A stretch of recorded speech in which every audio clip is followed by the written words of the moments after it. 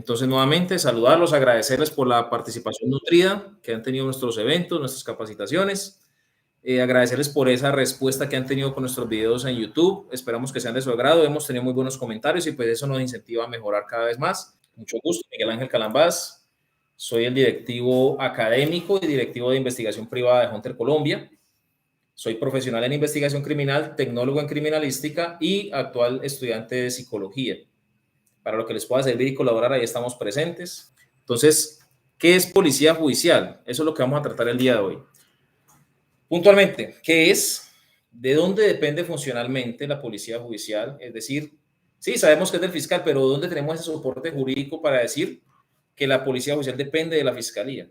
Y aparte de eso, los tipos de funciones de policía judicial. O sea, cómo se desempeñan, quiénes son permanentes, quiénes sí, más o menos, como que sí, no, quiénes a veces, o por qué les dan esas funciones y cuáles son.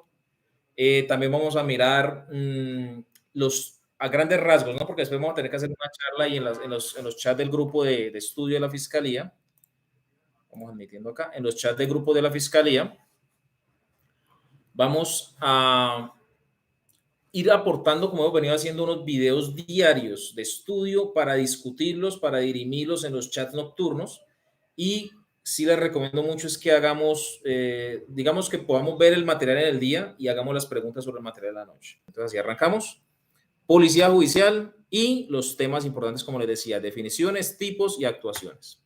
Primero, ¿qué es policía judicial? La Fiscalía General de la Nación, órgano persecutor del delito, a quien le corresponde la carga de la prueba y que fue creado o que fue constituido mediante la Carta Magna colombiana en el año de 1991, ¿cierto? La Fiscalía General de la Nación arranca en el artículo 250 de la Constitución, tengámoslo en cuenta, artículo 250 de la Constitución Política de Colombia. ¿Qué nos dice? Pues esto que les acabo de mencionar, que a ellos les corresponde indagar, investigar. Aquí ya empezamos a notar las etapas del proceso penal.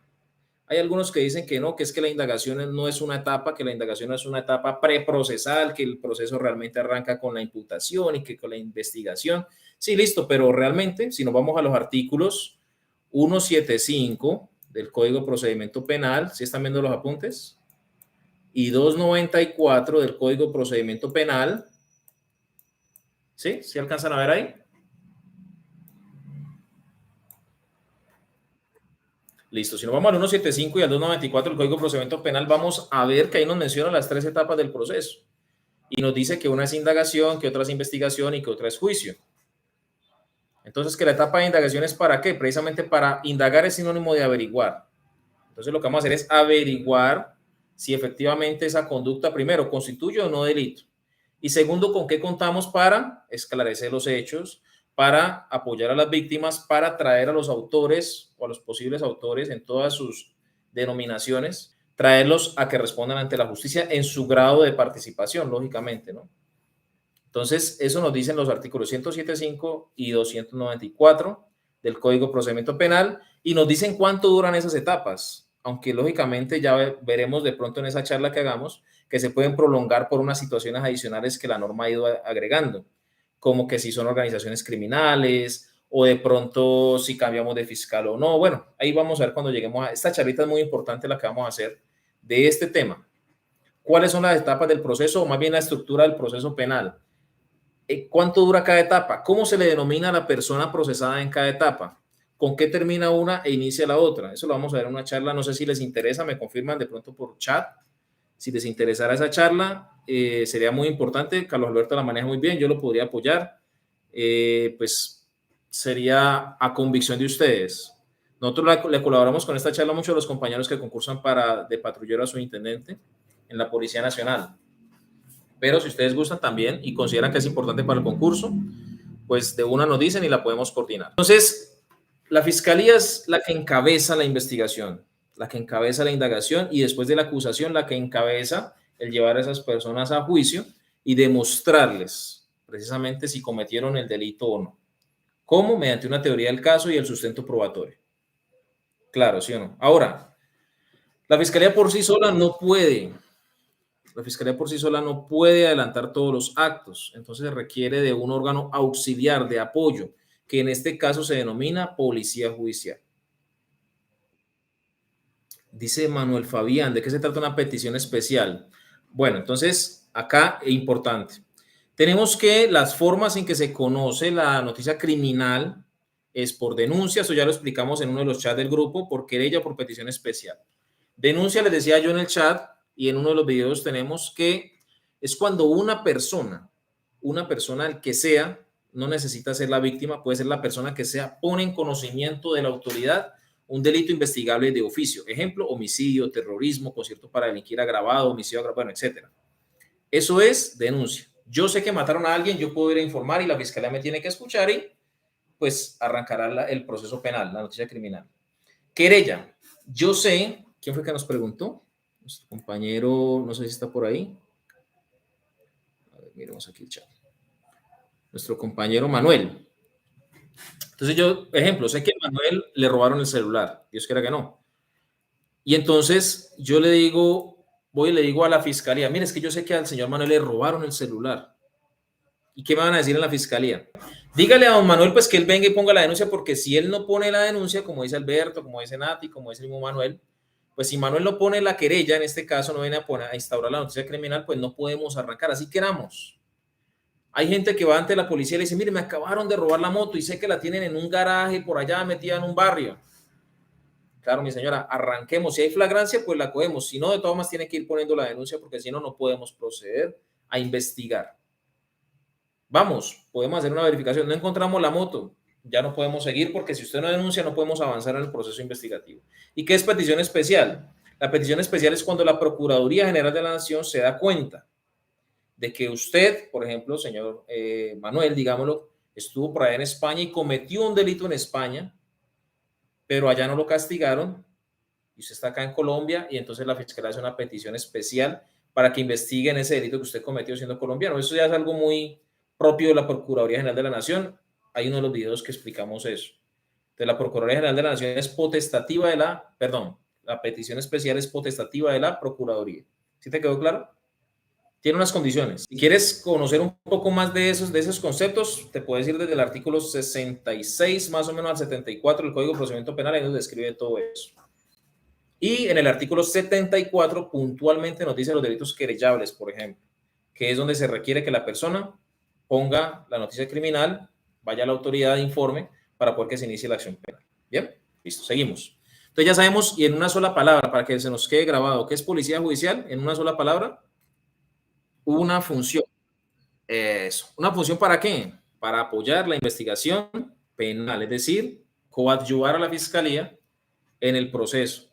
¿Cómo ayudamos a la fiscalía como policía judicial? Pues ya vamos a ver las formas que se llaman actuaciones de policía judicial. Que yo soy un investigador privado, ¿yo qué puedo hacer? ¿Hasta dónde puedo llegar? Váyanse a la ley 1826 y van a ver ustedes cómo apoyan a la administración de justicia, pero desde la parte de la víctima, que ahí apoyarían también a la fiscalía, ley 1826, que es la de acusador privado, procedimiento penal especial abreviado, o desde la defensa, para eso se requiere también unas condiciones, como la misión de trabajo de parte del abogado, o en algunos casos para otras jurisdicciones del derecho, como la contenciosa administrativa, por ejemplo, jurisdicciones especiales, u otras partes del proceso, la jurisdicción ordinaria, como la parte civil, penal, laboral, familiar y demás. ¿De dónde viene jurídicamente, normativamente, de dónde viene la función de policía judicial? De la Constitución Política de Colombia. Es decir, que para eliminar a la policía judicial tendríamos que modificar de cierta manera la Constitución, porque en el artículo 250, numeral octavo, les recomiendo, hay algunos que tienen unas constituciones porque me han escrito, uy, Miguel, qué pena, estás equivocado porque eso está mal, en el numeral octavo del artículo 250 no dice eso. Entonces les recomiendo que miremos y actualicemos de pronto la parte normativa de la Constitución y miremos bien, que ahí nos dice que la policía judicial es un organismo permanente, ¿sí? Es una función, cumplen un organismo de manera permanente como la policía y otros que señale la ley. Aquí ya arrancamos de una vez con la dependencia funcional. La misma Constitución nos dice que dependeremos de dónde, de la Fiscalía General de la Nación. Y entonces les traigo unos artículos adicionales. Primero, el 200. En el artículo 200 dice que la Policía Judicial depende de la Fiscalía. Entonces tenemos el 250,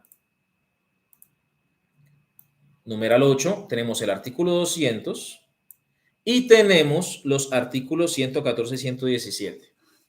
que dicen que a quién le corresponde dirigir, coordinar y prácticamente ser el jefe misional, el jefe funcional de la Policía Judicial, a la Fiscalía General de la Nación. Pero es que yo soy policía, un ejemplo, no es que yo soy de la policía y cómo hago si es que mi jefe es la Policía Nacional y para hacerle caso al fiscal cumplirá funciones de policía judicial en ese sentido, las órdenes a policía judicial en los programas metodológicos y en los actos urgentes que estén relacionados con noticias criminales, su jefe será ¿quién? El fiscal. Entonces, sí, administrativamente, todos los que son SIJIN y todas las entidades que hacen parte de la DIJÍN, que se llama el Servicio de Investigación Criminal, en la Policía Nacional es una modalidad de prestación de servicio. Entonces, todos los que hacen parte de la DIJÍN, Gaula, Infancia y Adolescencia en Policía Judicial, Carabineros, Antinarcóticos, todos los que hacen parte de la DIJÍN tendrán como una bifurcación ahí de sus funciones. Uno, trabajo para la Fiscalía, cumplo la Fiscalía, investigo a nombre de la Fiscalía, pero me van a pagarle el sueldo, me van a hacer vacaciones, me van a hacer traslados, me van a echar o me van a lo que sea, Policía Nacional. Bien, y entonces en el grupo de WhatsApp decían, ¿cómo hacemos para saber si una persona la denominan perito o no? ¿Con base en qué?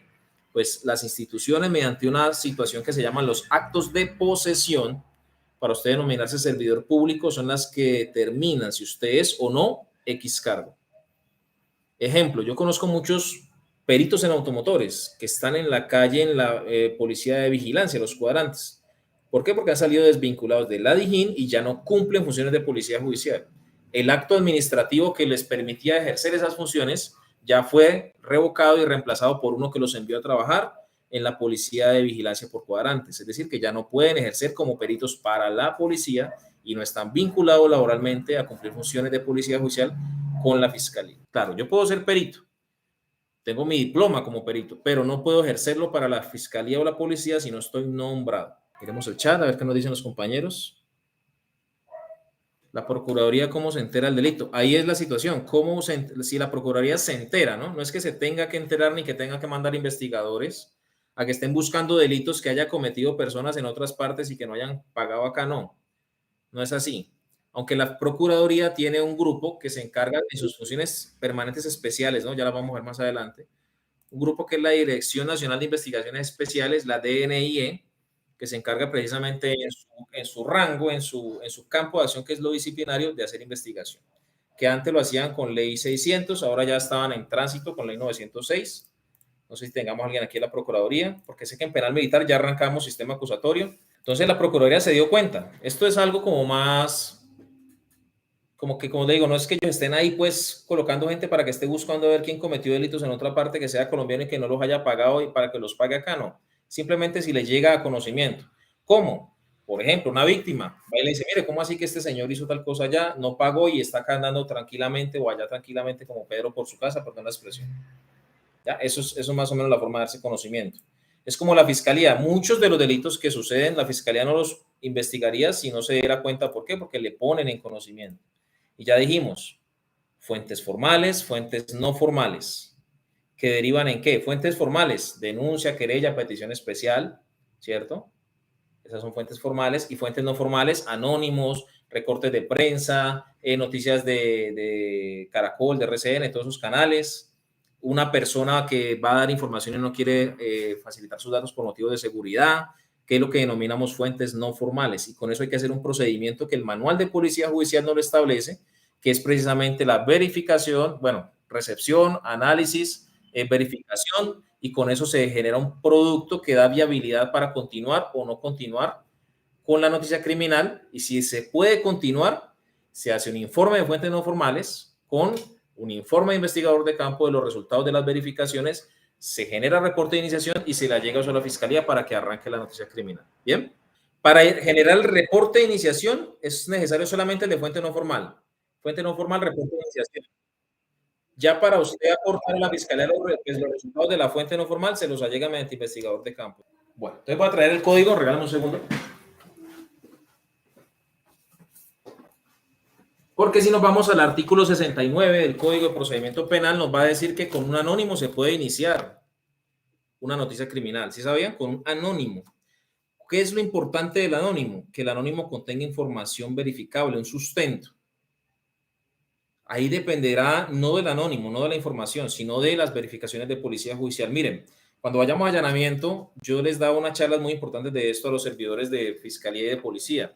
Les decía, el abogado muchas veces, porque esa es la función del abogado, va a decir, ¿cómo así que van a hacer un allanamiento con una fuente de un anónimo? O sea, ni siquiera sabemos quién fue la persona que aportó la información y con eso le violaron la intimidad a mi cliente.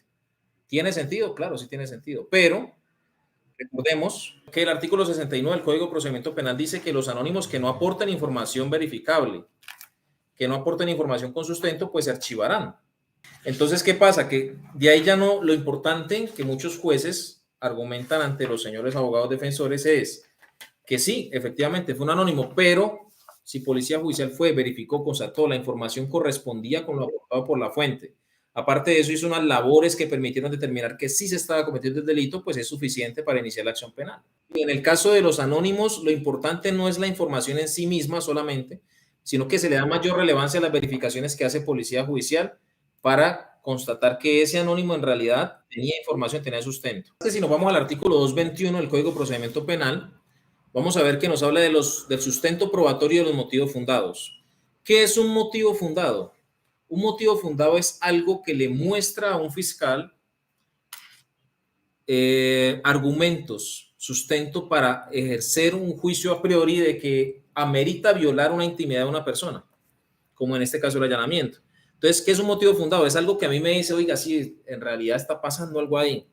¿Por qué? Porque Policía Judicial hizo unas verificaciones, que es el primero, informe de Policía Judicial, segundo, declaración jurada de testigo informante y tercero, elemento material probatorio de evidencia física. Si yo cuento con uno de esos tres, o dos, o los tres, pues lógicamente el fiscal tendrá ese indicio para soportar ese motivo fundado y ordenar que se le viole la intimidad a una persona y ordenar un allanamiento. Pero en allanamiento sí, porque es que el allanamiento es una de las diligencias que más afectan, ¿sí? Que más alteran, digámoslo así, la sensación de intimidad que una persona puede tener y por eso le ponen como unos requisitos más concretos, más importantes. ¿Sí te quedó claro, Manuel?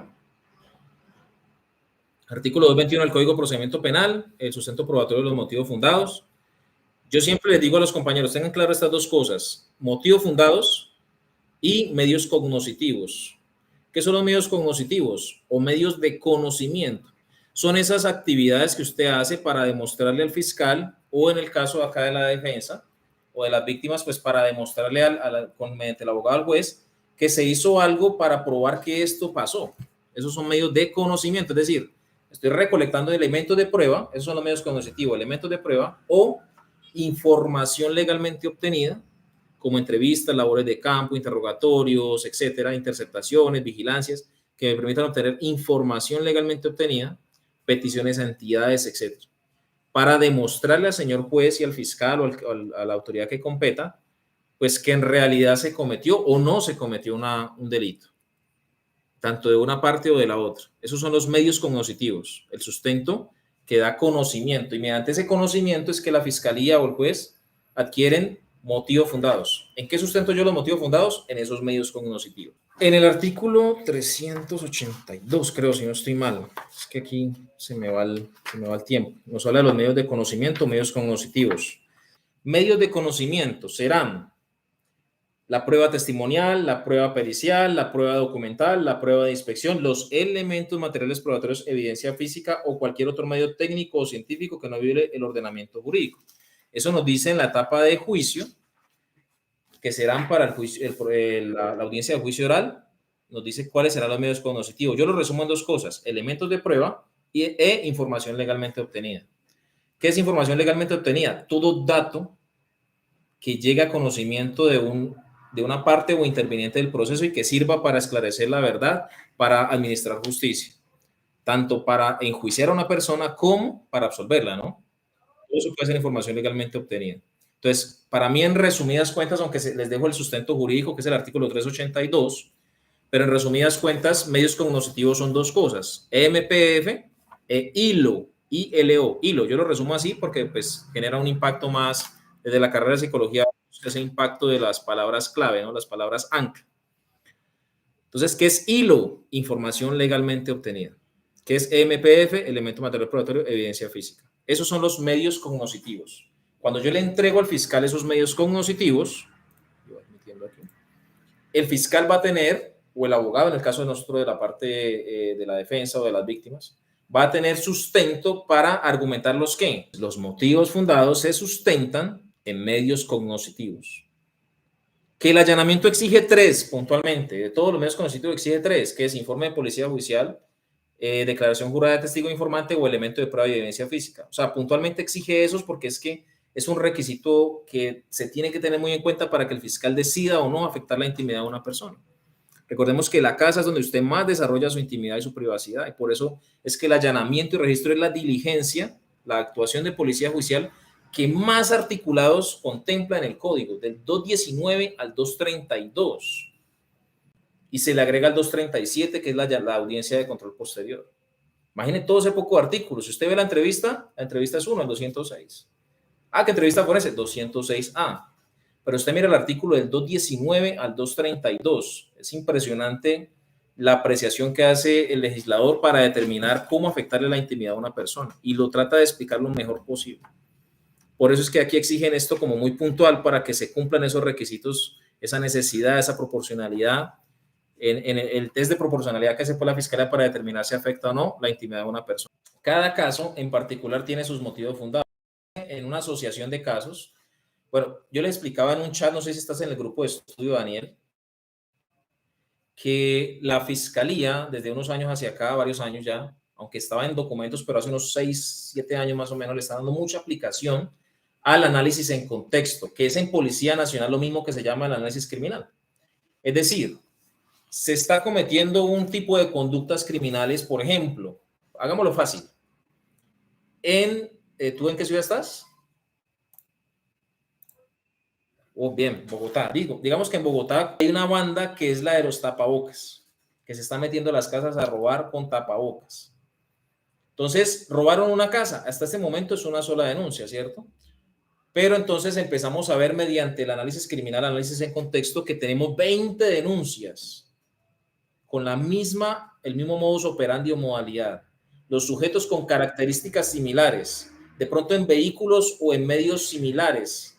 Entonces, ¿qué se puede hacer con esto? Los analistas de la SAC, que es la sección de análisis criminal de la Fiscalía, o de los centros de investigación criminológica, o de los centros, bueno, los CELAC, CENAC, todos esos grupos que tiene la policía, van a decir, oiga, esto es como un patrón. Y ellos van a decir, vea, señor investigador del grupo de hurtos, mire que aquí hay un patrón de 10 casas que han robado, 20 casas con la misma modalidad, los mismos tipos de personas. Les recomiendo que mediante este análisis aporte a la fiscalía para que se haga un caso, macro caso, una macro investigación o investigación por asociación de casos, como le quieran denominar en cada entidad, para que se ataque este fenómeno criminal que está poniendo. Acordémonos que investigar no es porque sí, no es por capturar, investigar no es por estadística, investigar es porque lo que protegemos nosotros, ¿sí? Y la finalidad de la política criminal es ¿qué? Proteger la vida, honra y bienes de las personas, y en este caso algo muy importante que es la convivencia y seguridad ciudadana. Está afectando esa convivencia y seguridad ciudadana este grupo,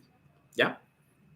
Entonces, apórtenle a la fiscalía para que se abra un macro caso y se afecte de una vez este fenómeno criminal. Con fenómeno criminal no nos referimos a la banda, con fenómeno criminal nos referimos a todo lo que rodea el delito. Los facilitadores del delito, es decir, de pronto qué está permitiendo que ellos lo hagan, de pronto si hay corrupción o no, de pronto los bienes que están obteniendo con esto, es decir, una investigación integral. Bien, entonces sigamos.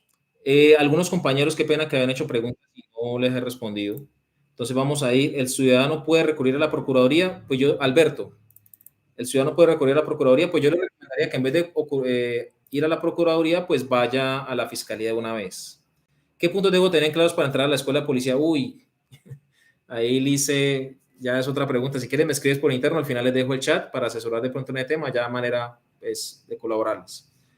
En el inicio de la investigación va primero el informe ejecutivo o el investigador de campo.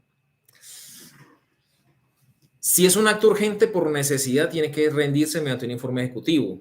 Los investigadores de campo son para rendir actuaciones parciales de las actividades que desarrollamos o los resultados del programa metodológico. El único informe como tal que exige que se utilice en un momento específico es el ejecutivo, que lo dice el artículo 205 del Código de Procedimiento Penal, que es el que se rendirá como resultado de los actos urgentes. Dentro de las 36 horas posteriores al conocimiento de la conducta máximo, ¿no? Pero miren, yo les decía, y en el seminario de investigación de administración del lugar de los hechos, les decía, véanse los videos, los invito. Bueno, primero, invitarlos a que se vean el material en YouTube.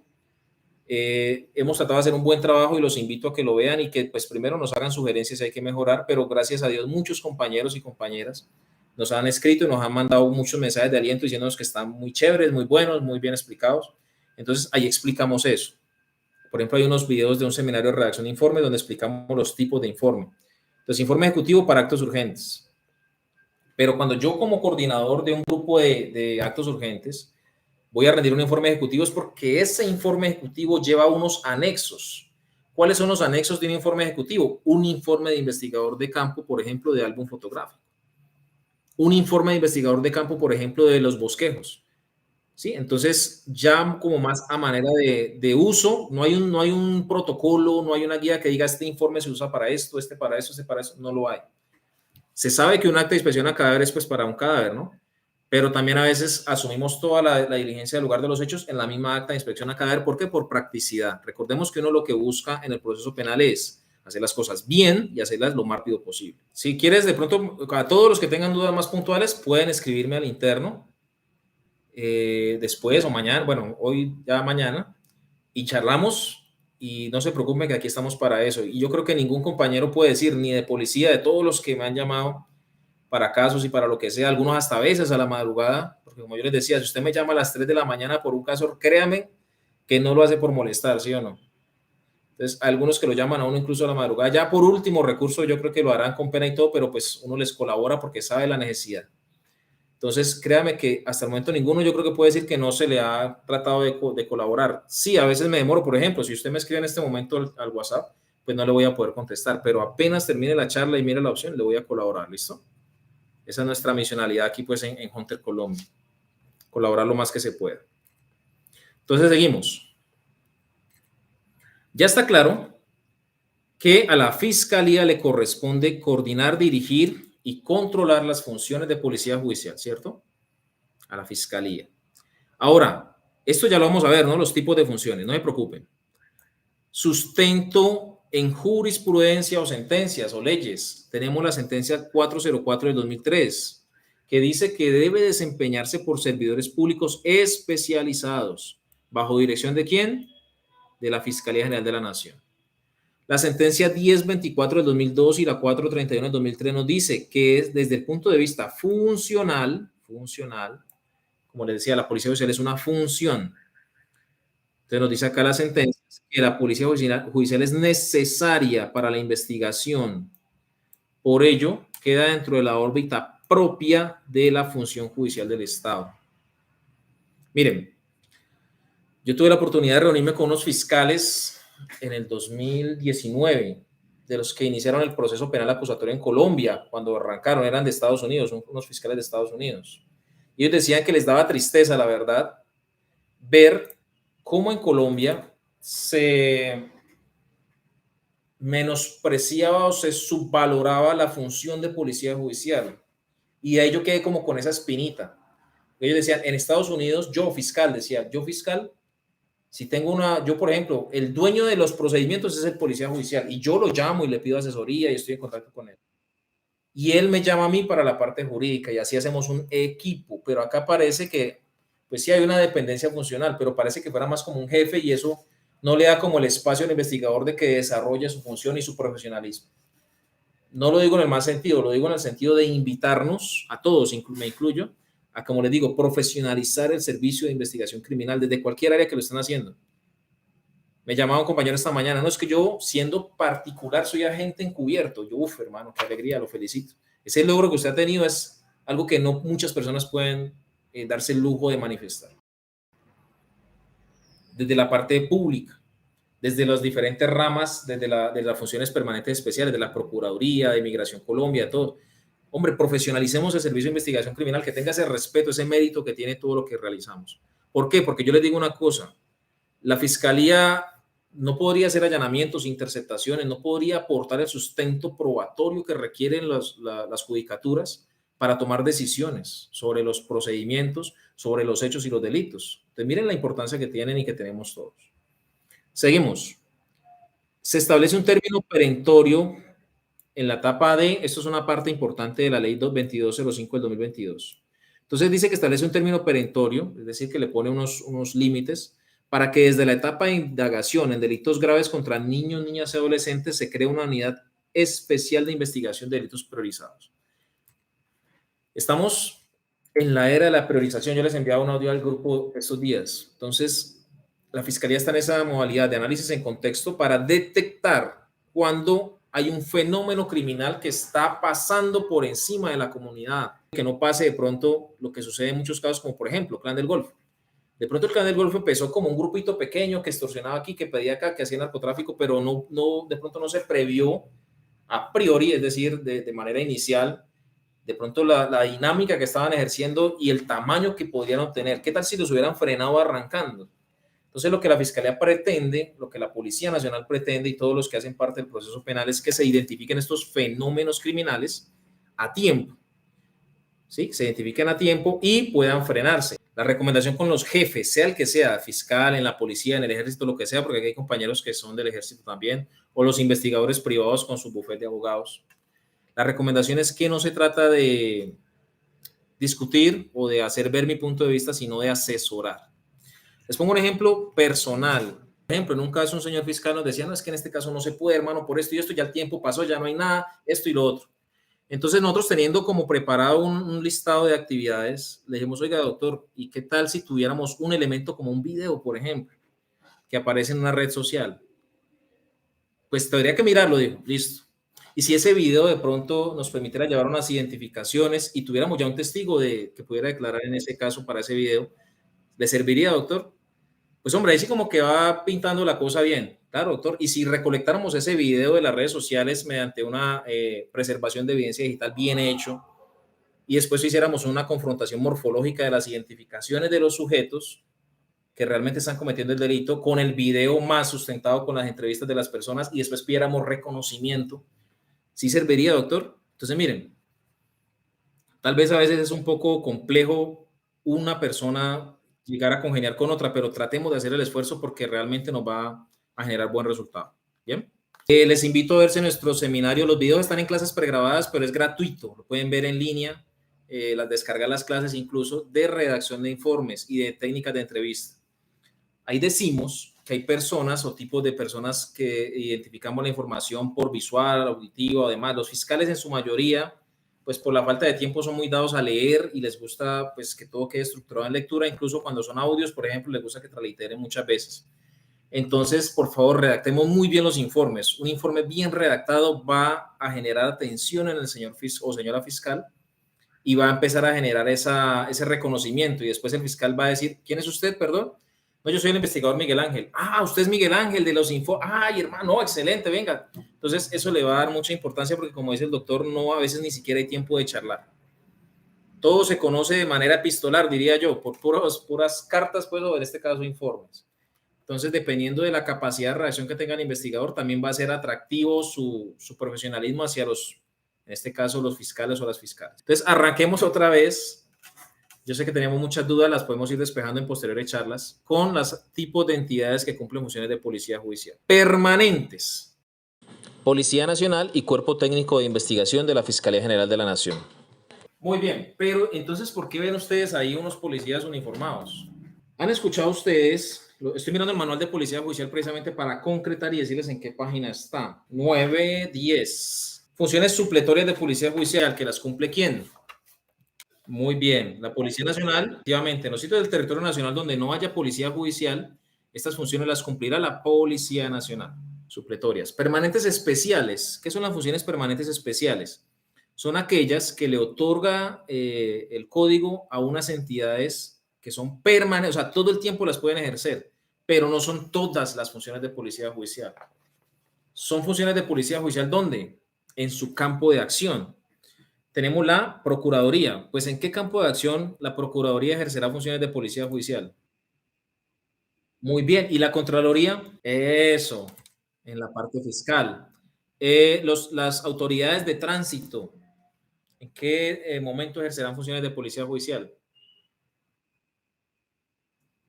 Bien, miren, Teníamos, yo les decía, yéndonos adelante un poco a las transitorias, que Metro Medellín tuvo funciones de policía judicial un año completo, dos resoluciones, cada una de 6 meses, donde le daban funciones de policía judicial para casos de suicidio, donde la gente se lanzaba hacia las vías del metro y se hacía atropellar, ¿sí? Y fallecía pues por este arrollamiento.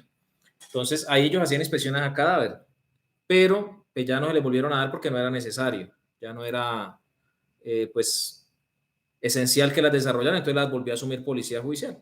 Pero en el caso de las autoridades o agentes de tránsito, que son los que hacen estas actuaciones, ellos sí tienen la obligación de hacerlo. Hay muchos municipios donde estos señores agentes de tránsito tienen que ejercer las funciones y dicen que no las realizan porque no tienen ni la capacitación ni los medios. Entonces, así como dicen los muchachos hoy en día, I'm sorry, ¿sí o no? Es decir, que falla, la verdad me da pena con usted, pero le toca asumirlas. Que mediante los consejos seccionales de policía judicial se les puede prestar esta colaboración mientras se capacitan, mientras compran los medios, claro, pero démosles un tiempo específico para que lo hagan, porque si no se quedan toda la vida. Entonces, no, 6 meses para que hagan cursos de policía judicial y para que adquieran los elementos. Listo. Para todos, les comunico que la DIJÍN es la jefa de todos los que cumplen funciones de policía judicial en Colombia de la policía. O sea, todo policía que cumpla funciones de policía judicial en Colombia hace parte de la DIJÍN. Lo que pasa es que DIJÍN es la dirección, está en Bogotá. Tranquilo, Daniel, no te preocupes que va a quedar grabada, te la enviamos después o me la pides. La DIJÍN son los jefes, la dirección. Las SIJÍNes son las seccionales en los departamentos y municipios. Que es que yo hago parte del GAULA, es de la DIJÍN. Que yo hago parte de la Dirección Antinarcóticos, del grupo de investigación, es de la DIJÍN. Que yo hago parte del grupo de investigación de delitos ambientales, de la DIJÍN. Todos pertenecen a la DIJÍN, solamente que se dividen por investigadores en especialidades, pero a nivel nacional la DIJÍN controla todo. ¿Listo, Romero? Yo les sugiero, aprovechando que está el doctor Mauricio y que conoce también, y otros, de pronto si hay otros compañeros fiscales, que hay una figura de coordinación a nivel seccional, en este caso los departamentos, que se llama el Consejo Seccional de Policía Judicial, que es donde se tratan estos temas, donde se da espacios para que hagan o no hagan. Les pongo un ejemplo, con lo del COVID, se designó un grupo especial que tenían que contratar y coordinar las alcaldías para la recolección de cuerpos en vía pública que al parecer tuvieran signos de muerte por COVID, ¿sí o no? No lo hacía SIJÍN ni CTI, tenía que hacerlo un grupo especialmente dirigido y coordinado por las alcaldías. Pero resulta que hay unas alcaldías que dijeron, no, es que no tenemos cómo, no hay por dónde, ni medios, ni nada, pues venga, colabórenos, le dijeron a SIJÍN y le dijeron a CTI. Entonces, ¿qué dijeron SIJÍN y CTI? Pues hombre, yo de mil amores le colaboraría, pero no me compete.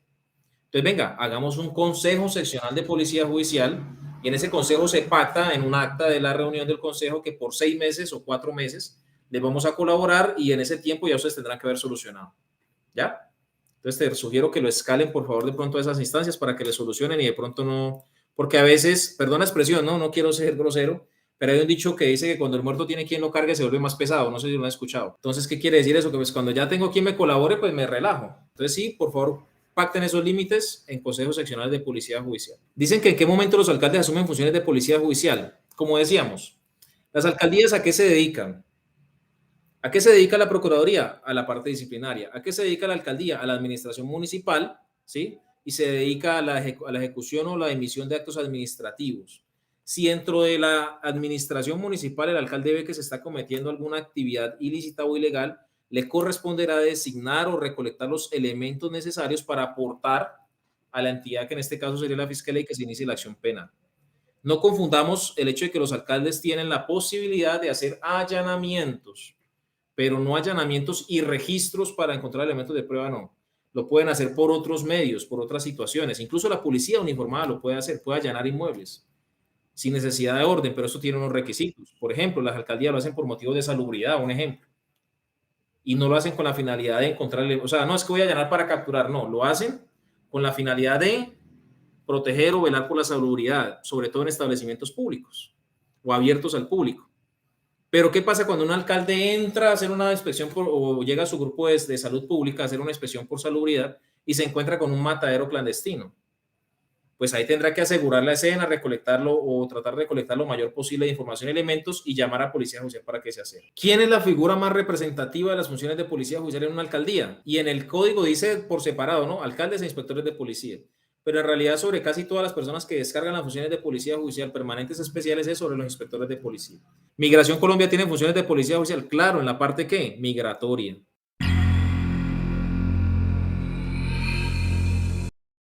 Porque las funciones de policía judicial del alcalde no son las de la Policía Nacional ni del CTI, que las tienen en general.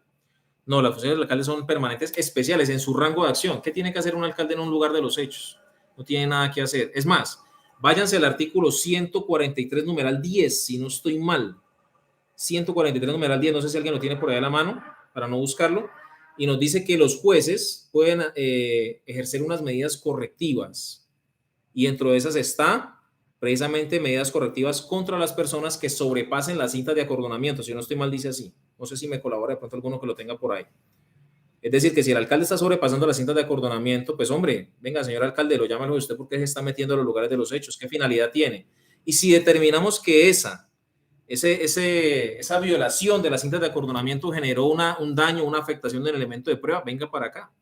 Artículo 454b del Código Penal. Ocultamiento, alteración o destrucción de elemento material probatorio. Es decir, usted dañó un elemento de prueba y venga, responda penalmente por eso. Medida correctiva si solamente sobrepasó la cinta y no dañó nada ni alteró nada, pero si dañó o alteró, venga para acá, artículo 454b del Código Penal, ocultamiento, alteración o destrucción de elemento de prueba. Bien, para Edwin y para todos, todo el material que tenemos de capacitaciones, lo teníamos privado, con cursos solamente pagos, pero con Carlos Alberto precisamente decidimos hace un tiempo abrir los cursos completamente gratuitos para todo el mundo. Es decir, tú te puedes capacitar completamente gratis en nuestra plataforma o en nuestro portal de YouTube. Hay listas de reproducción de cursos como administración del lugar de los hechos, cadena de custodia y demás. Lo único, o sea, te puedes capacitar totalmente gratis. Ya si te quieres certificar y eso es para todos, pues ahí sí, lógicamente, la certificación tiene un costo. Pero la capacitación es totalmente gratuita. Te puedes volver un experto en policía judicial gratuitamente. Lo único es que si ya te quieres certificar, ahí sí nos contactas para el pago de la certificación. Bien. Para los compañeros que me están escribiendo en este momento al WhatsApp y en el chat del grupo de las capacitaciones, el costo y eso, por favor, me escriben al interno. Yo ahorita les dejo el número de celular por si están interesados en certificarse. Bueno, compañeros de tránsito, si aquí hay compañeros agentes de tránsito que estén interesados en alguna charla en particular, realmente, miren, nosotros nos ofrecemos a colaborarles con una charla gratuita, no hay ningún inconveniente. Lo que sí tenemos es que coordinar espacios y tiempos. Bueno, el IMPEC, perdón, regresándonos acá, el IMPEC. El IMPEC tiene funciones de policía judicial, pero en el ámbito penitenciario, es decir, dentro de los establecimientos penitenciarios y carcelarios. Si ocurre un homicidio dentro del IMPEC, venga que el IMPEC tiene que tener su grupo de policía judicial para que haga la inspección a cadáver. ¿Qué hubo lesiones? ¿Qué hubo alguna situación? Allá. Miren, un caso muy puntual. Les recomiendo a los compañeros de Policía Judicial de Sijín y de CTI. No voy a decir nombres, solamente el milagro, como dicen, ni santo, sino el milagro. Un caso que pasó en un municipio donde una persona estaba ingresando a un centro penitenciario de visita y los compañeros del IMPEC en la entrada tenían un canino detector de estupefacientes y efectivamente el perro se sentó cuando una de las femeninas iba ingresando a visita conyugal. Pues cuando el perro se sienta, da a entender que es un signo de que detectó, pues, al parecer, sustancias estupefacientes, ¿cierto? Resulta que los compañeros del IMPEC lastimosamente no contaban con los conocimientos, era una cárcel de un municipio. Y entonces, ¿qué hicieron? No, pues para evitarse, perdón la palabra, el chicharrón, ¿a quién llamaron? A mis policías judiciales del municipio. No voy a decir si Sijín o CTI, solamente los llamaron. Por el positivo se fueron, policías judiciales se fueron a verificar y realmente le dijeron a la señora, venga, hagamos una inspección corporal, la llevamos a centro médico. La señora les firmó el acta de consentimiento. Cuando terminó la diligencia, ¿sí? Cuando terminó la diligencia, no le encontraron nada a la señora. Absolutamente nada en el interior de la cavidad, en este caso genital o reproductiva. No le encontraron nada. El perro se sentó un falso positivo. Ahora sí la señora se enojó, pues porque ya no se imaginaba que era tal el procedimiento, se enojó, se emberracó, etcétera, que los iba a mandar, que los iba a denunciar, y el único soporte que tuvieron en ese momento, gracias a Dios de ella, fue el acta de consentimiento. Pero miren lo delicado de no posicionarnos en nuestras funciones. El IMPEC tiene funciones de policía judicial en su espacio, en su jurisdicción territorial, pues en las cárceles. Actividades de vigilancia y control. dentro de su competencia. Recordemos que las entidades de vigilancia y control son parte del Estado, en este caso. Creo que de la rama ejecutiva, los entes de vigilancia y control. Entonces ahí tenemos toda la super vigilancia, la super financiera, la super industria y comercio, la super salud, todas las superintendencias están ahí. Dentro de su labor de vigilancia y control, ellos tienen funciones de policía judicial permanentes especiales, ¿claro? Pues que si es la superintendencia de salud, pues tendrá funciones de policía judicial permanentes especiales en temas de ¿qué? De las verificaciones y controles que hace y acompañamientos que hace a las entidades prestadoras de servicios de salud. Sería ese tema nomás. Bueno, la DIAN, lógicamente, en lo tributario también se encuentra alguna situación de pronto que se genere. No sé si han visto, hay muchas noticias, no son una ni dos, donde se presentan muchos inconvenientes a nivel interno de la DIAN. Por ejemplo, hace unos años, no sé si se dieron cuenta que falsificaban o generaron una base de datos, entre comillas, de gente que ya estaba fallecida y seguían cobrando impuestos a nombre de estas personas, por ejemplo, o seguían pagando retefuentes, era la situación. Seguían pagando retefuentes a nombre de mucha gente. Eran miles de millones de pesos. Entonces, la finalidad de estas funciones permanentes especiales es que esa recolección de elementos sirva para su ámbito a nivel investigativo, porque son entes que tienen que ver con esto, de probar algo. La Procuraduría demuestra que usted cometió una falta. La Contraloría demuestra que usted se robó un dinero. Entonces, si encontramos algo dentro de nuestra actividad, pues nos sirve como parte de investigación. Y si concurre de pronto un delito en esta conducta, se hace tránsito o lo que llaman compulsa de copias o remisión de expedientes a la Fiscalía para que asuma la parte penal.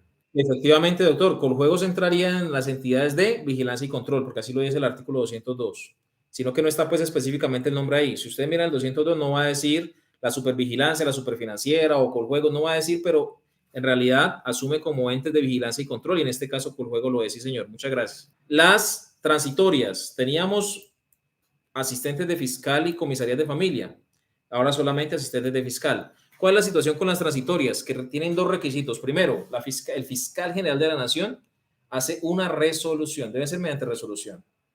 No son que ya las tengan, no, mediante resolución. Como pasó con Metro Medellín, vuelvo al caso. Entonces, Metro Medellín le dijo a la fiscalía, mire, es que tenemos gente capacitada, tenemos equipos, tenemos todo, denos las funciones. La fiscalía hizo un estudio y dijo, sí, es válido, hagamos una resolución, pero no es todas las funciones. Entonces, una resolución primero, y lo segundo, que debe determinarse dos cosas. Primero, la resolución. Segundo, que se delimite tiempo y qué tipo de funciones son. Como los asistentes de fiscal, que yo les envié estos días la resolución, a ellos les dan unas funciones muy puntuales, no todas. Entrevistas, interrogatorios, por ejemplo, recolección de evidencias para utilidad para el fiscal dentro de su área, lógicamente, y no más. Declaraciones juradas, no más. No pueden hacer inspecciones a cadáver, no pueden hacer allanamientos. Eso está muy claro en la resolución, para que lo tengan muy presente. Para completar lo que nos decía el doctor Mauricio, sí hay unos entes internacionales o asociaciones internacionales de policía. Colombia, como hemos podido ver, tiene vínculos, convenios con todas ellas. La finalidad de esto, ¿cuál es? Pues poder ejercer coordinaciones. Aquí se utiliza mucho una figura que es muy útil, que es la entrega vigilada a nivel internacional, por ejemplo, con los correos humanos o las personas ingeridas. Ojo, no se dice mula, ¿no? Ojo, no se dice mula, manejemos los términos. Y finalmente, el órgano técnico científico por excelencia es el INMLSF, que es el Instituto Nacional de Medicina Legal y Ciencias Forenses. Órgano de apoyo técnico científico por excelencia, pero también tenemos los laboratorios de policía judicial, que yo les decía estos días, váyanse a la página 51 en adelante del manual de policía judicial. ¿Sí lo están viendo? Aquí lo tengo, no sé si lo estamos viendo. Página 51 en adelante del manual de policía judicial, que nos dice los portafolios de servicios de los laboratorios forenses. Es decir, qué solicitar y a qué laboratorio se le puede pedir y si se puede pedir en actos urgentes o no. Y ahí aparecen los tres: Medicina Legal, Policía Nacional y CTI, para que lo tengan muy presente. No es que yo pida, venga, hágame la prueba de sangre, no. Váyase al laboratorio de biología o de genética forense y mire cómo se llama ese examen, y así lo tiene que poner usted al solicitar.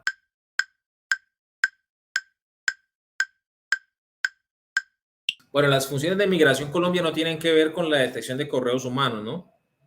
Para detección de correos humanos están la policía aeroportuaria y de pronto organismos de policía judicial que estén ubicados en esos sitios. las funciones de migración, de Policía Oficial de Migración Colombia van más orientadas precisamente a delitos como la trata de personas, por ejemplo, o estos tipos que le llaman los coyotes que se encargan de ingresar de un país a otro clandestinamente personas. Ah, que es una empresa de falsificación de pasaportes o cosas así, ellos también se encargan de esos temas. Con los estupefacientes es muy peculiar. Yo soy docente en PIPH o prueba de identificación preliminar homologada. Hay una situación subgéneris con los estupefacientes. ¿Cuál es? Que tú puedes ver una sustancia pulverulenta, color habano, con olor penetrante, que al parecer es bazuco. Y tú puedes decir, venga, lo capturo por eso, pero al final no era bazuco. Entonces, ¿ahí dónde quedas tú? En estos casos, lo recomendable que es no capturar inmediatamente a la persona, sino conducirla hasta un punto donde le puedan hacer la prueba de identificación preliminar homologada, es decir, PIPH, para determinar a manera preliminar, es decir, probabilidad de que esa sustancia al parecer es estupefaciente y con eso sí se podría notificar los derechos del capturado. Entonces, mire, todo esto ya lo hemos tocado, entonces voy a avanzar un poco más rápido. Hablamos de las denuncias, sí señor, 67 y 69 del Código de Procedimiento Penal nos dice que se puede recibir denuncias sobre conductas conocibles de oficio, es decir, que sí o sí toca proceder. Querellas, que es una víctima de un delito querellable, artículo 74 de querellables. Que es que en el semáforo me sacaron el bolso porque me distrajeron por un lado y por el otro me sacaron el bolso. Yo voy a la policía, vea, policía, ¿por qué no hace nada? ¿Qué me va a decir el policía? Si no fue en flagrancia, porque como yo no lo vi, no sabemos si la lavaron o no, vaya por favor, póngala noticia criminal. La noticia criminal se pone por denuncia o querella, ¿no? Ya lo sabemos. Entonces, eso es la querella. Si no lo pone la persona, pues no hay nada. Petición especial ya explicamos que es de la Procuraduría en una condición muy especial. ¿Cómo se conoce esta información? Fuentes formales y no formales. Ya lo explicamos también. Fuente formal cuando la fuente está identificada. Denuncia, querella, petición especial, una junta de acción comunal que denuncia sobre un expendio, por ejemplo, es una fuente identificada. Fuente no formal, fuentes no identificadas, anónimos y fuentes de personas que no dan sus datos. Los recortes de prensa son fuentes no formales. Y ustedes dirán, pero ¿por qué si el noticiero RCN, el periódico El País están identificados? Sí, pero no la fuente de la información. Y hay un artículo que les remito, que es el artículo 385 del Código de Procedimiento Penal, que dice las excepciones constitucionales al deber de declarar. Y ahí está el periodista con su fuente. Usted puede decirle a un periodista que le dé el dato de la fuente, pero le va a decir qué pena, pero yo estoy protegido por el artículo 385. Hago una pausa un momento primero para agradecer a nuestro compañero Daniel Navarrete, porque es uno de los impulsadores del grupo de WhatsApp de estudio, es uno de los que ha colaborado mucho con videos y de verdad que nos ha dado mucho la mano sin ningún interés, sin ninguna animosidad. Ha sido una persona incondicional y de verdad le quiero agradecer muchísimo por su colaboración y por su aporte, primero. Y segundo, por estas participaciones tan importantes para el proceso. Ahora, esencial, denuncia, poner en conocimiento de la autoridad una conducta perseguible de oficio. Como dice Carlos, la denuncia se puede interponer por cualquier persona. No necesita que la interponga la víctima. Cualquier persona. ¿Claro? Querella. La querella requiere que el querellante legítimo, se llama así, o el quejoso o la víctima, sea quien inicie la acción penal, es decir, quien vaya e interponga la noticia criminal. O sea, si el querellante no interpone la denuncia, que le llamamos, que no se llama así, sino que ya se llama es querella, si el querellante legítimo no interpone la querella, va y no, es decir, no va y se queja ante la autoridad, no va a pasar nada. Entonces, la querella requiere acción penal por parte del querellante o de la víctima para iniciar el aparato judicial. Que es que hay unas excepciones a la querella. ¿Cuándo no se requiere querella? Es que es un hurto. Vaya, ponga denuncia. No, un momentico, es que es un niño, niña, adolescente. Qué pena. Si es un niño, niña, adolescente, ahí sí hay que conocerlo como si fuera denuncia, es decir, de oficio. ¿Qué es que es? Le pegó el hijo, le pegó a la mamá, por ejemplo, que eso se ve mucho hoy en día. Es un caso de violencia contra la mujer.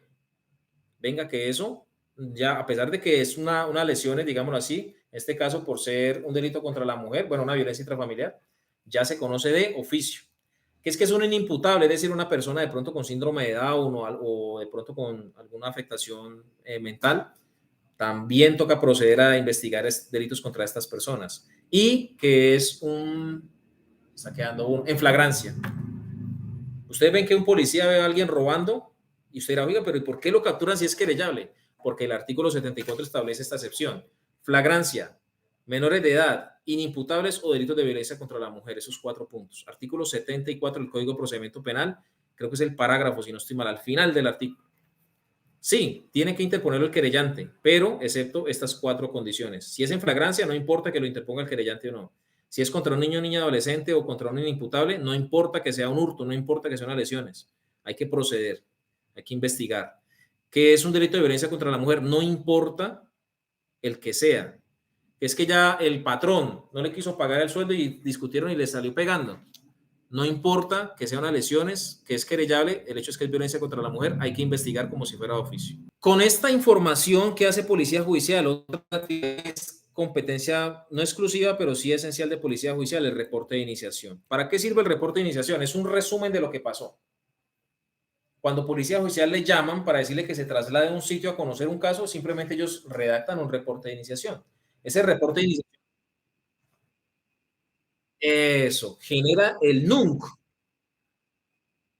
Eso, Javier, muchas gracias. El NUNC es el número único de noticia criminal que se compone de 21 dígitos, unos de ellos para el departamento, municipio, unidad receptora, el código de la unidad puntual, ¿sí? Y de ahí vendrá el año y el consecutivo. 21 dígitos. Véanse nuestro video en YouTube, los invito nuevamente a que se suscriban y vean el video en YouTube de el diligenciamiento del rótulo. Ahí está explicado de dónde sale ese número. No sé si le sirva para el concurso o no, pero pues es un dato importante para Policía Judicial. Que los 2 primeros números son el departamento, código DANE, que los otros 3 que siguen es el municipio, código DANE, que después vendrá la unidad receptora, que si es 60, 61, 62, 63, que entonces que es fiscalía, que es policía, que era el DAS, que ya no existe, y el otro es el IMPEC. Sí sabían, ¿no? Que el 63 es el IMPEC. Ahí miren el video, mejor dicho. Ahí lo van a entender. Mejor de lo que yo les explico. Y entonces, Policía Judicial, ¿qué más hace en actos urgentes? Entrevistas, artículo 206A. Otra actuación que puede hacer Policía Judicial es entrevista forense de niños, niñas y adolescentes, que se agregó mediante la Ley 1652 del año 2013, Ley 1652 del año 2013, y que se enfoca a delitos prácticamente, podríamos decir, de agresión sexual contra niños, niñas, adolescentes o NNA, niños, niñas y adolescentes. Aquí nos dice que esta entrevista tiene unas condiciones que debe hacerse en cámara de Hexel, que es una cámara acondicionada especialmente a la madurez psicológica del niño, niña, adolescente, que si se utiliza protocolo Ratax-Attack, muñecos anatómicos, si no se usa ese, sino otros, como Niche o Michigan, no se utilizan muñecos anatómicos, pero la importancia es que se cumpla un protocolo, que básicamente es cuál. Primero, generar conexión con el niño, niña, adolescente, un contacto, ¿sí? Que haya como amabilidad. Segundo, que es el niño, niña, adolescente saber hasta dónde reconoce sus partes corporales, su anatomía. Tercero, ver si hubo o no tocamientos, ver si hubo o no abuso.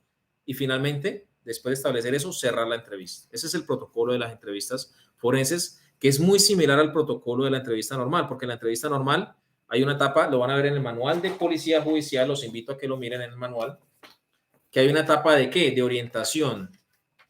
La etapa de orientación nos dice que es generar contacto con la persona, organizar la entrevista y demás. Que hay una etapa de narración, que es donde lo escuchamos nomás, no preguntamos, simplemente escuchamos y vamos tomando apuntes para preguntar después. Después de la etapa de relato o narración viene la exploración y el repaso, que es donde hacemos preguntas, apoyamos a la persona en el proceso de reconstrucción de la memoria. Si tenemos la oportunidad de hablar de entrevista, hombre, me gusta mucho el tema porque soy docente de ese aspecto y me gusta mucho la entrevista y explicar todo esto de las etapas. Y finalmente, después de la orientación, la exploración y el repaso, es decir, apoyarlo a que reconstruya la memoria y preguntar y demás, viene el cierre. Mire que tiene sus pasos también. Entrevista cognoscitiva o cognitiva. Está en el manual de Policía Judicial. Aquí lo pueden ver. Página 18. Bien.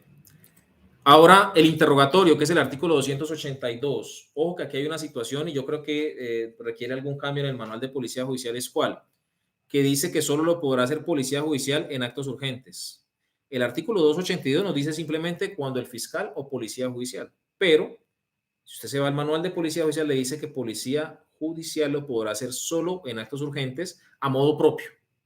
Es decir, si yo estoy en un acto urgente, hay una señorita que falleció por un delito pasional, es decir, el marido la mató o el exmarido, y él dice, yo la maté.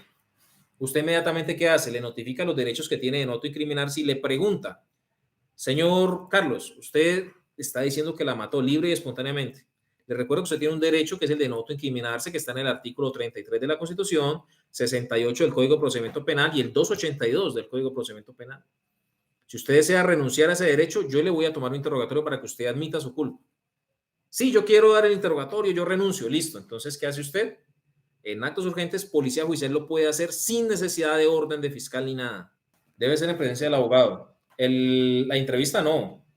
Diferencias, bueno, hablemos de las diferencias así rápidamente. Interrogatorio o entrevista. La entrevista es para recolectar información. El interrogatorio busca incriminar o autoincriminar. Directamente señalar o admitir culpa. La entrevista no requiere abogado. El interrogatorio obligatoriamente. Si no hay abogado, no hay interrogatorio. Bien. La entrevista, bueno, ahí sí cumple unas etapas. Igual el interrogatorio cumple las mismas etapas que la entrevista, irónicamente. La diferencia es que aquí se le pregunta su participación en el delito.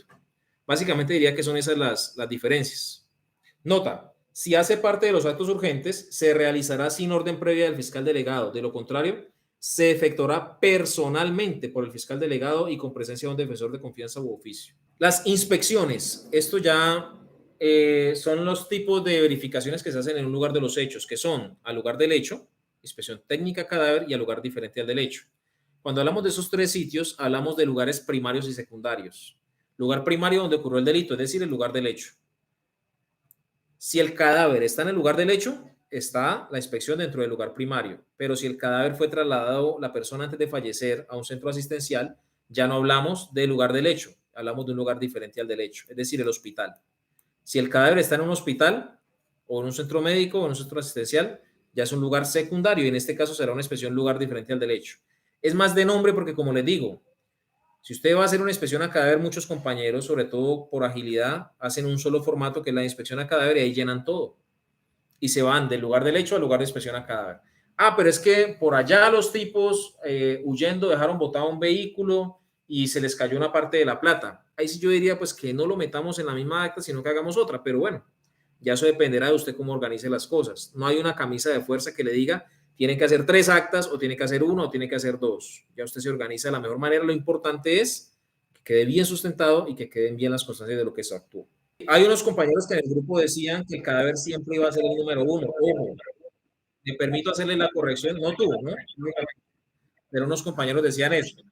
Me permito hacerle esa corrección porque eso en un tiempo sí aplicó, que era la resolución 6394 del año 2004, que fue nuestro primer manual de cadena de custodia para el sistema acusatorio.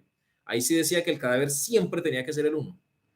Pero ya estamos en el último manual y aquí dice que en orden de hallazgo, si el cadáver se encontró de número 50, pues será el 50. Aseguramiento y custodia. Nos dice que una vez que los policías judiciales encuentran un elemento, pues tienen que preservarlo, es decir, cadena de custodia. Entonces miren, voy a borrar acá y les voy a explicar una cosa. Miren, tenemos que las funciones de policía judicial sin orden van del artículo 205, que es actos urgentes, siguen por el 206, que es entrevista, 206A, que es entrevista forense. Podríamos incluir o no el 207, que es el programa metodológico, es decir, mejor dicho, del 205 al 216. Y ahí nos saltamos el 217 y le metemos el 218. ¿Por qué? 200, como íbamos, ¿no? 206A, entrevista forense, 207, tenemos el programa metodológico. Y ahí vamos avanzando y ya nos vamos a los tipos de informes, por ejemplo. Entonces tenemos que el policía judicial puede rendir 2 tipos de informes, que es el informe de campo y el informe de laboratorio, que están en 209, 210 si no estoy mal. De ahí viene el grupo de tareas especiales, que es el 211. El 212, ojo, 212 nos dice que el fiscal ejercerá control sobre su actuación como policía judicial. ¿Y qué creen? Que si usted la embarra, que si comete un error y el fiscal cree que amerita compulsarle unas copias para investigación, lo puede hacer. Es decir, que el fiscal puede ordenar que lo investiguen a usted gracias al artículo 212. Pero viene el 212A, que nos habla de la protección a víctimas y testigos. Bien, 212A, que nos habla de protección a víctimas y testigos. Y de ahí vienen 213, 14 y 15, que son inspecciones a cadáver, al lugar de los hechos, a cadáver y al lugar diferente al de los hechos. 216, aseguramiento y custodia. De ahí ya nos saltamos el 217, que es exhumación, ese no lo cuenten, que ese es de fiscal. y vamos al 218, que es el aviso de ingreso de personas lesionadas. Ahí son las actuaciones sin orden. Las actuaciones sin orden en los articulados. Pero, entonces vámonos al 301. Vámonos al 301, que es captura en flagrancia. Vámonos al 229, que es allanamiento en flagrancia. Vámonos al 230, que es allanamiento sin orden. Vámonos a los elementos de prueba, que son el 275. Ahí está el compendio, digámoslo así, los tipos de elementos de prueba. Y para concretar ya en artículos, ¿no? En artículos del 254 al 266, que es todo lo de cadena de custodia según el código. Aquí está condensado todo eso en esta presentación. Aquí está condensado todas las actuaciones sin orden. ¿Usted qué tiene que hacer? Simplemente, Miguel dijo, venga, yo les mandé unas fotos al grupo, se las voy a volver a enviar de estos pantallazos. Miremos, es que sin orden es tal, listo, este. Porque si les sale en el examen, por ejemplo, los compañeros que están concursando y les dice, la exhumación es una actuación sin orden. Lógicamente ustedes ya van a saber que no, que la exhumación es una actuación con orden de ¿qué? De fiscal. Y les voy a enviar los pantallazos. Gracias, Adriana. Gracias, Javier. Muy bien. Y les voy a enviar los pantallazos precisamente de estas diapositivas para que ustedes sepan de dónde hasta dónde van las actuaciones. De dónde hasta dónde. Para concluir, entonces tenemos, como les decía, el artículo 275 que nos dice los tipos de elementos probatorios, que es que tenemos unos elementos probatorios por uso, es decir, armas utilizadas o elementos utilizados para la comisión de la conducta, que es que tenemos unos elementos probatorios de producción, es decir, los que dejaron los delincuentes al cometer la conducta, es decir, huellas, rastros, vestigios, que tenemos documentos, que tenemos dinero, que tenemos videos, que tenemos la entrevista forense, que es la única que es elemento de prueba, no más, la única, porque si nos vamos al manual de cadena de custodia, dice que las entrevistas no son elemento probatorio, por lo tanto no se pueden embalar. La única entrevista que es elemento probatorio y que se embala y se rotula es la forense. Pero es que yo tomé la entrevista de la víctima de hurto en un video. El video sí tengo que embalarlo porque es que ¿qué tal que lo dañen? No, ni video, ni audio, ni narrativa. Las entrevistas por ninguna manera serán elemento de prueba y por lo tanto no se embalarán ni rotularán. Manual de cadena de custodia, creo que es la página 13, si no estoy mal. Regálame un segundo, yo miro acá, si no me confundo, rápidamente. Creo que la página 13, no sé si alguien ya lo tiene en la mano y me avisa. Página 13, sí señor, página 13, el 1, 2, 3, el cuarto párrafo. Los métodos de fijación y documentación no serán susceptibles de aplicación del sistema de cadena de custodia, tampoco lo serán las entrevistas, ni narrativa, ni en audio o en video que se adelanten en el marco de una investigación formal. Ojo con eso, las entrevistas no se embalan, solo la forense, que es la niños, niñas y adolescentes. Humberto, nos pides que profundicemos en la entrevista forense. Lástima que no alcanzamos, mano. Lástima que no alcanzamos, pero de pronto más adelante charlamos más sobre ese tema, que es muy interesante, porque hay muchas en el ámbito privado, hay muchos compañeros que no las toman bien, no aplican bien el procedimiento y a veces se presenta la inducción, es decir, inducen a los niños a las respuestas y eso le da mucho material a los defensores para contradecir e impugnar esas entrevistas. Bueno, concluyamos entonces. Del 254 al 266 tenemos que la cadena de custodia iniciará en el lugar donde se hallaron los elementos, que hay una responsabilidad para cada custodio, que hay unos macroelementos de prueba que no se recolectan, sino que solamente se fijan y lo que se embala son las fotos, son las únicas fotos que se embalan, las de los macroelementos, es decir, elementos muy grandes que no se pueden trasladar a los almacenes, como una retroexcavadora, por ejemplo, pues no se va a poder, entonces fotos por todo lado y esas fotos son las que se embalan y se rotulan y se llevan al almacén. Bien. Tenemos también, por ejemplo, los elementos recogidos en agente encubierto, en entregas vigiladas, en colaboraciones con el extranjero y demás. Eso también, si ustedes se trasladan al manual de cadena de custodia, ahí va a estar. De la 14, perdón, a la 41, los procedimientos de cadena de custodia. Listo, ahora saltemos a la captura en flagrancia, que es la captura en flagrancia. Policía judicial no necesita orden de nadie para capturar en flagrancia, como decía nuestro compañero. Después de que sea flagrancia, es flagrancia. Cualquier persona puede capturar al delincuente sorprendido en flagrancia. ¿Qué sucede? Procedimiento en caso de flagrancia, artículo 302. Cuando es un policía nacional el que captura, pues pondrá a disposición de la autoridad competente. Cuando es un particular el que captura, pues pondrá a disposición de Policía Nacional y a disposición de la autoridad. ¿Cómo lo pone a disposición? Mediante un informe Que es que yo no sé leer ni escribir, no se preocupe, venga acá y le tomamos una entrevista con policía judicial. El hecho es que quede claro cómo capturaron a la persona. Y de esto de captura en flagrancia vamos a hacer un video porque es muy importante. Hay muchos errores, incluso el martes tenemos una charla con compañeros de ejército, pues para explicarles este tema, porque la verdad que eso es un caballo de batalla impresionante para los defensores, porque nos permite pues desde el ámbito privado atacar muchas falencias que se presentan, y de verdad que son muchas. Entonces la idea es fortalecer bien esos procedimientos. Bueno, el allanamiento en flagrancia nos dice que cuando la persona va en persecución, él se refugiara en su inmueble, pues se puede ingresar, excepto que se determine que hay una coacción contra el morador. Y ojo que aquí es delicado porque usted debe saber cómo determina esa coacción. Vecina, ¿me deja entrar que acá se metió el ladrón? Y usted ve que la señora le dice no, pero usted no la ve ni nerviosa, ni asustada, ni llorando, ni sudando, ni nada. Y usted dice, no, es que está coaccionada y pum, y para adentro. Ojo, hay que tener muy en cuenta esa coacción. El artículo no lo dice, o sea que deja mucho campo de acción para que policía judicial actúe. Y ahí es donde de pronto no la vamos a embarrar. El allanamiento sin orden requiere tres cosas. La primera, que sea por situaciones de fuerza mayor, como por ejemplo incendios y demás. La segunda, que sea por consentimiento, que la persona le permite a usted ingresar. Y la tercera, que no haya expectativa razonable de intimidad, es decir, que no el objeto esté a plena vista en campo abierto o abandonado. En uno de los videos les explico esto. Plena vista es que, por ejemplo, yo voy pasando por la calle, la puerta está abierta, yo no necesito ingresar al inmueble, pero veo que están matando a alguien. Necesito orden para ingresar a hacer un allanamiento, no porque el objeto está a plena vista. Campo abierto, se ve muchos con los inmuebles utilizados para laboratorios, por ejemplo. Yo voy por una vereda y veo que al lado de un río en un predio hay un laboratorio para producción de estupefacientes. Necesito orden para proceder, no porque el elemento está en un predio, sí, pero está en campo abierto. Y abandonado, que ya se va más como al ámbito personal, por ejemplo, que se me quedó mi billetera por ahí tirada o el celular y alguien por ver de quién era para devolverla, pues miró mi billetera y yo voy a decir que me afectó la intimidad, ya es otro cuento. Eso ya es otro, ya no aplica como tanto al proceso. Bien.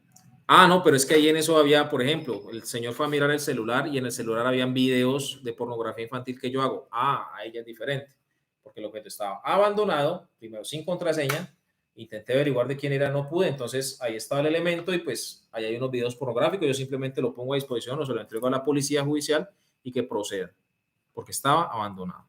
Bien, bueno, ya concluyendo entonces, podemos hacer búsquedas en bases de datos de acceso público. Válganse, por favor, aprovechense, sáquenle el mayor jugo a esa página que tenemos nosotros. No sé si estamos viendo pantalla. Listo. Tanto como investigadores de la Policía Judicial como investigadores de la Policía Nacional, por favor, sáquenle jugo a esa página de Hunter. Sáquenle jugo, ¿por qué? Porque no la estamos utilizando bien, la estamos subutilizando. Y aquí miren, usted le da clic en bases de datos públicas y va a encontrar más de 200 bases de datos que van a poder acceder. Desde rama judicial, a que yo quiero saber si una persona está privada de la libertad. Aquí me voy y miro población privada de la libertad y averiguo si está con domiciliaria inclusive o si está en un centro penitenciario. Miren aquí con la identificación, el primer apellido. Ah, que yo quiero saber si un abogado tiene alguna sanción, me voy a rama judicial y miro. Que yo quiero saber si una persona tiene una empresa, me voy al RUES, el Registro Único Empresarial, y verifico si tiene alguna empresa. ¿Ya? Aquí le doy verificar, o por el nombre de la empresa. Por ejemplo, le doy, no, que es que el tipo tiene un establecimiento que se llama Calzados Juan. Le doy aquí Calzado Juan. Y miro si tiene algo. Y por ahí empiezo a identificar la persona. Mira, aquí hay varios inclusive. Entonces, aprovechen al máximo esas bases de datos, por favor, saquen el jugo. Que yo quiero saber que si tiene condenas, váyanse a rama judicial. Que yo quiero saber si es funcionario o servidor público, váyase al CIGEP. Que yo quiero saber, por ejemplo, si tiene certificados del SENA y tengo el número de cédula, venga para acá y miro con certificados del SENA y así sucesivamente, muchas. Que es una persona venezolana y quiero saber si la cédula es real o no. Aquí miro la cédula de venezolanos o miro el estado del PEP, que es el permiso especial de permanencia, o del RUMP, que es el registro único de migrantes. Entonces, estas, o sea, mejor dicho, ahí tienen para que se diviertan. Todo lo que quieran averiguar. Bien, seguimos. Con esto ya entonces concluimos las solicitudes de exámenes periciales. Ya les dije, de la página 42 a 56 del manual de cadena de custodia y de la página 51 en adelante del manual de policía judicial. ¿Qué solicitar? Que es que yo voy a pedir el estado de funcionamiento de un arma, que yo voy a pedir el PIPH de una sustancia, que voy a pedir, etcétera, etcétera, etcétera. Ahí está. ¿Qué es lo interesante? Que si ustedes se van al manual de policía judicial, si ustedes se van al manual de policía judicial donde yo les dije la página, no sé si están viendo pantalla. ¿Sí me están viendo ahí? Pues sí me ven, pero más grande. ¿Sí me están viendo más grande? Miren, página 51 en adelante del manual de policía judicial, portafolio de servicios de los laboratorios forenses. Y aquí le dice si lo hace CTI, medicina legal o policía, y le dice si se puede hacer en actos urgentes o no. Ahí le marca si se puede hacer en actos urgentes o no. Entonces, sáquenle el jugo a eso también. Sáquenle todo el jugo a esas páginas de la 42 a la 56 y de la 51 en adelante el manual de policía judicial. 42 a 56 del manual de cadena de custodia, ¿no? Y 51 en adelante del manual de policía judicial. Y por último, actuaciones con acta de consentimiento. En los aeropuertos, ¿qué hacen? Inspecciones corporales, ¿sí o no? Cuando las personas están ingeridas, cuando son correos humanos. Y ustedes dirán, oiga, pero es que eso es actuación de juez. Sí, pero es que tenemos un formato que es el FPJ 28, que nos permite hacer que la persona nos dé consentimiento y con eso le hacemos la inspección corporal. Lo pasamos por el body scan, que es el aparato para mirar si están ingeridos o no. Que es una niña, un niño, niña, adolescente y necesitamos hacer la entrevista forense. Acta de consentimiento para tomar la entrevista forense. La firma el representante legal y la firma el niño, niña, adolescente. Que es que requiero hacer una prueba al amanuense, bueno, la persona, al escritor, a la persona que escribe, es decir, una prueba, eso tiene un nombre, se me fue, manuscritural. Ahí el FPJ 28 les muestra. El FPJ 28 les dice en qué casos, y si no, les abre una ventana grandísima donde dice otras. ¿Qué es lo único que toca hacer? Venga, verifiquemos si eso está dentro o no dentro de la legalidad. Porque yo le puedo pedir, venga, caballero, venga, señorita, usted me puede regalar unas impresiones dactilares porque es que al parecer usted ingresó a un sitio y sus huellas quedaron ahí, necesitamos confrontar. Y la persona me dice, sí, claro, venga, yo le firmo el acta de consentimiento y tenga las huellas. Se puede, obtención de muestras, artículo 249. Es de juez, pero se puede con acta de consentimiento. ¿Ya? Claro. Pero no vamos a extralimitarnos con eso, ¿no? Porque todo no va dentro del acta de consentimiento. Hay que hacer una consulta previa con nuestro asesor, director, ¿sí? Que es el fiscal o la fiscal. ¿Para qué? Para que nos diga en qué límites podemos actuar. ¿Claro? Un agente de policía de seguridad de protección también hace funciones de investigador en delitos. Gracias. No. No, los cargos están muy definidos y las funciones, digamos así, de cada cargo están muy, muy claras. Si usted es agente de protección, tiene que ejercer sus actividades como agente de protección. Diferente es que usted aquí adelante lo denominen como investigador, pero debe haber un acto administrativo que lo respalde. Les pongo un ejemplo. En Policía Nacional muchas veces hay necesidad de investigadores y dicen, venga, usted que está en la vigilancia, váyase para la SIJIN. Y lo comisionan, pero hasta el momento no hay una orden de nombramiento, digámoslo así, que lo destaque a usted en documento, en acto administrativo como policía judicial. Créame que va a ser muy fácil que un abogado le demuestre su falta de idoneidad, porque usted no es investigador, usted es un policía de vigilancia que está haciendo cosas que no le competen. Igual, usted es un agente de protección que está haciendo cosas que no le competen. Bien, te quedo viendo la entrevista forense, Humberto, aunque tratamos de abarcar lo que más se podía. Un agente de policía judicial de seguridad y protección. Agente de policía judicial de seguridad y protección, no, creo que así no se llama el cargo. Es solo agente de protección, no sé si Daniel me desmiente. Para hacer arraigo, reseña dactilar, ¿es obligatorio realizar acta de consentimiento? No, no es obligatorio. Si estamos en una captura, muchos compañeros, háganlo si quieren, o sea, no está prohibido. Si quieren, háganlo, pero no es necesario. ¿Por qué? Porque cuando usted captura a una persona, hay un artículo que yo les daba charla de esto a los compañeros de policía y fiscalía. Hay un artículo que es el artículo 128 del Código de Procedimiento Penal que dice que a la fiscalía le corresponde hacer la identificación de la persona con la finalidad de evitar errores judiciales, y esto lo hará aquí en Policía Judicial.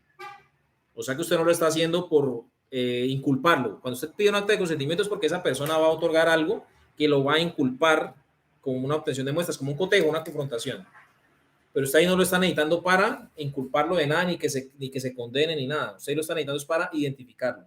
No hay necesidad de pedir acta de consentimiento para la reseña de cada dactilar en captura. No hay necesidad. Esto se hace con base en el artículo 128 del Código de Procedimiento Penal. Que yo lo quiero hacer, hágalo, no hay problema. Pida el acta de consentimiento, pero no es obligación, no es un requisito. Bien. En este caso, muchos compañeros dicen, hágame la plena identidad. No se llama plena identidad. Aquí está en los laboratorios forenses que lo que se llama es verificación de identidad. Ojo.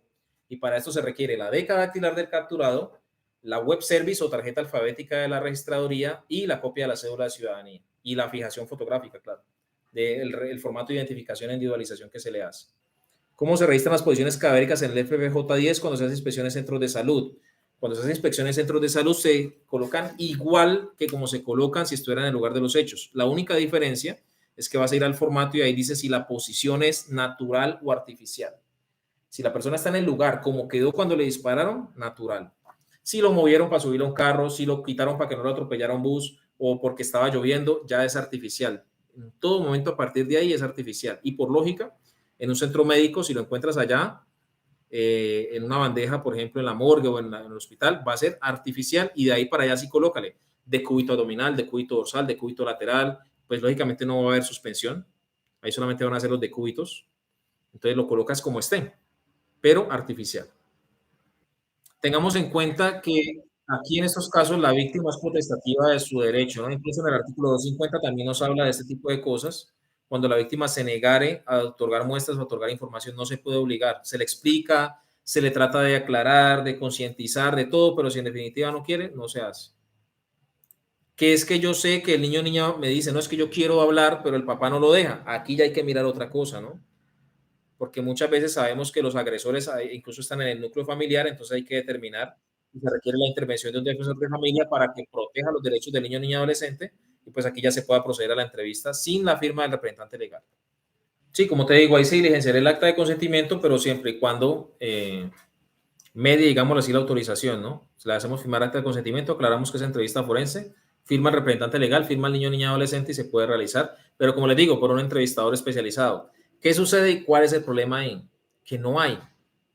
Por eso las entrevistas forenses normalmente se hacen es lejos de los hechos, ya 15 días, un mes, 2 meses después de los hechos y se hacen por orden de fiscal. ¿Por qué? Porque no hay entrevistadores capacitados como para que usted diga, es que aquí está el entrevistador para que se le haga ya. No los hay, la verdad. Muy pocos. Entonces, generalmente se hacen por orden de fiscal. Pero si en el momento yo soy entrevistador forense, estoy de turno URI, por ejemplo, de apoyo, y hay un acceso carnal y yo le quiero tomar la entrevista, pues le pido la autorización y me la pueden facilitar y la hacemos. Yo creo que hasta aquí dejemos las preguntas. De verdad fue un verdadero gusto, un honor para mí compartir con ustedes. Más aprendo yo cuando hago estas actividades de ustedes que ustedes yo creo que de mí, porque de verdad que uno se nutre mucho, no solo de los conocimientos, sino también de las personalidades de ustedes. ¿Verdad? Yo les pague mucho. Recuerden que desde Hunter Colombia estamos dispuestos a colaborar, a atender y pues acompañarles lo más que se pueda. En el grupo de WhatsApp vamos a estar muy pendientes. Les voy a dejar aquí mi número. Para las personas que de pronto están interesadas en certificarse en algún seminario, de pronto ya han visto los videos, les gustó y quieren certificarse, con mucho gusto, de pronto en adquirir los manuales de Policía Judicial, cadena de custodia y el procedimiento de inspección al lugar de los hechos, donde está todo lo de bosquejos, métodos de búsqueda y demás, full color, completamente pastado bien. Y para las personas de pronto que tengan más sugerencias para información de subir al grupo. Bueno, de verdad que fue un gusto, un honor para servirles. Que tengan muy buena noche. Recuerden que siempre procuramos por el mejor servicio. No somos una marca. Somos garantía para su seguridad.